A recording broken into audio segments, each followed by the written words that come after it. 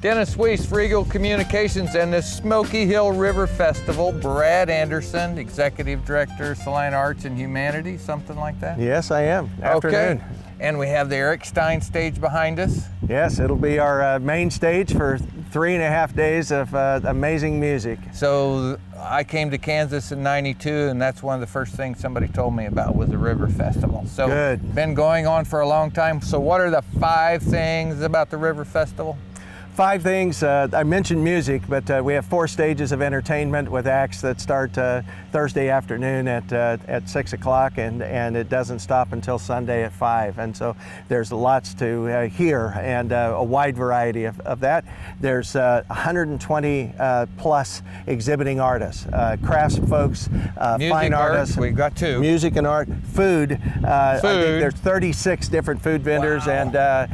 And then a tremendous children's area. That is going to be just adjacent to the stage, the main stage, and then the roving entertainers. Okay. Besides the stages, the crowds are going to be interrupted all day long. You know what I was going to say about number 5? It's us, the people. Yeah, well, holy mackerel! And actually, I was saving that for this place fills up for the last week. Yeah, we'll have the park comfortably fits 25 to 30,000 people on Saturday, and Friday is a little less than that, but there is room for everyone, and folks get to bring blankets and coolers and no glass containers. Their own lawn chairs. They can bring their own lawn chairs and set up in the morning, and they're safe all day long. So a fairly safe question would be, there has to be something different about this year compared to all the other years. What is it?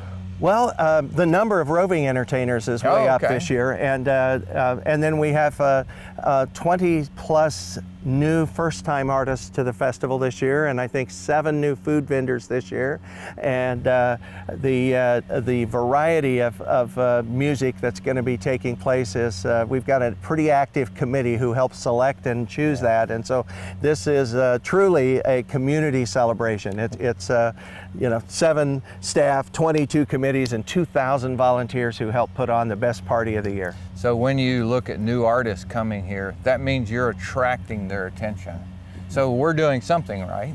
We are. And 42 years of practice every year. Doesn't hurt. It helps. So we don't do the same thing any 2 years in a row. So there's always something fresh. There's going to be almost 20 site-specific sculptures around the park that are just here for the weekend. Really? Yeah. Tell us a little more about that. I wasn't aware of that. We have an artist from Manhattan that brings a team in, and they have bolts and bolts of fabric and wrap a dozen or more trees with beautiful colors and designs. We have some oversized beach balls that have been decorated like eyeballs that will be keeping an eye on everyone throughout the park. So this is created just for the festival? Just for the festival, just for the weekend. Wow. And so there's others who will be doing hands-on activities. There's going to be a graffiti artist who's going to be designing a piece that was inspired by the spirit of the animal shelter, and so that work that people get to see get painted will go to the animal shelter when the event's over, and so there's just a number of ways, not just to be a spectator, but to engage. I think you just led me into, I was reading the little note I was sent about this interview, and it said it was going to be a sensory experience. So sensory, hear, see, touch, taste, smell. Yeah, all of the above, and you can do as much or as little in each of those, or all of the above that you want. It's a lovely feast of the senses, and to go back to your first point, the community celebration that happens here is magical. The rest of the world just peels away, and you come in here, and it's all about arts and community and fun and a beautiful weekend in a gorgeous park. So our entire business model is around small towns. Hayes and Columbus, Nebraska are the 2 towns of 20,000. Everybody else is under 7,500. Right. So this is our entire business model. It's community getting together and sharing in joy, sharing in that they own this festival themselves. Absolutely. Therefore they don't wreck it. They treat each other and the community well, and the economic model is they leave money behind. They do, and it's their money and buying a button to get in that make it possible. 42 2% or so of the budget comes from those who are generous enough to purchase a button to come to the festival. And I'm gray enough to know that some of the people come from far enough away. They stay in a motel room, they eat at our restaurants, they buy at our gas stations, they go do other things in the community while they're home. Yes, and you know, we give back to the community all year with that in mind, and we also share some of the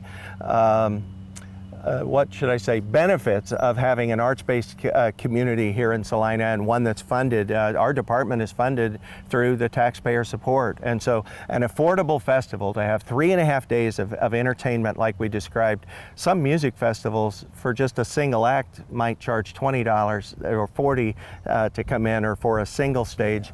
4 stages of entertainment at $10 for 3.5 days is less than $1/4 an hour. And so it's that those folks who come in and shop and participate here, they help keep that affordable. So I'm helping remind everybody that's watching on the camera that economic development can be fun. If you don't think so, come to the River Festival. You'll quickly learn. But the other piece of that is this value goes to the wide community of Central Kansas, and it happens all year long, 42 years in a row now. Yes, yes. As a matter of fact, we have and I don't share this very often, but a $40,000 line item of the Smoky Hill River Festival is given back to the cultural organizations in town to help keep their programs and services affordable throughout the year. So 4 of our largest agencies are the beneficiary of the festival throughout the year by us giving back to the community that way. So it's a nice way of capturing the spirit of the festival and the resources that everyone provides, and making it available all year long. We kind of preach on this, Brad, and I'm sure you won't mind. The fact that quality of life is one of the key economic drivers for new people that want to come to our community. We all know that all the city fathers, all the city mothers, all the business people that are working on that task, wow, does a river festival make Salina look good? Sure does. Well, you know, and when you talk about hearing about it shortly after arriving to the region, that's doing its job, and it is a huge economic development tool. So what's the longest serving act that's going to be on the stage this year that is always here? Oh, we don't have very many of those. Let's see, who would I say? Steve Hansen and Company. I was going to say, if you didn't. That would have to be the first one. Steve was involved in the very first festival, and probably had his banjo out at the street fair in 1976. I'm sure that's right, because the Dieners are personal friends of ours. That's right. Leslie Diener always comes home from She does. She's always here for this 4 event. o'clock Saturday at Stage 2 is their go-to time. And then I think the last national band, they've been here, I don't know if they're here this year, but they've been here for a long time. Yeah, and I was trying to remember if they are playing. They did a reprise last year, and I can't remember if they're scheduled for one of the sets or not. So. It's great memories for those people that have been here. So who's your headliner act in your opinion? You know, I'm probably not the guy to ask, because I think that some of the acts that play throughout the weekend. You're on the interview. I like Papa Green Shoes. There you go. You get a vote. Papa Green Shoes on Friday night as a warm-up band they were hugely popular last year. They play some just great blues and rock sounds, and they had a huge following last year. They played on 2 of the stages 2 times each day, and by the end of the weekend they had a big following. So we brought them back this year to be the opening act for the headliner on Friday night. Who is?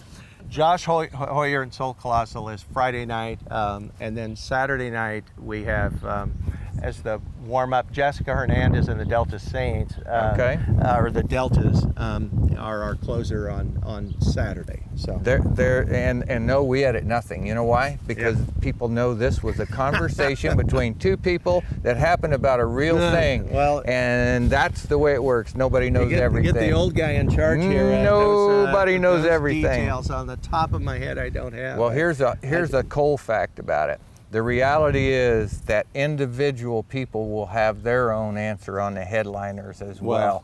Because you have 4 stages and roving acts everywhere, there's somebody that's going to be a favorite. Yeah, the variety and opportunity to connect at country and soul and blues and bluegrass and all of the above is just so wonderful throughout the weekend. You can make the festival your own. Okay, one last thing, because sight, sound, taste, food, food vendors, all the things that are make this place. I run into people who come here just for the food, and the music is okay, because it gives me longer to go to another food truck.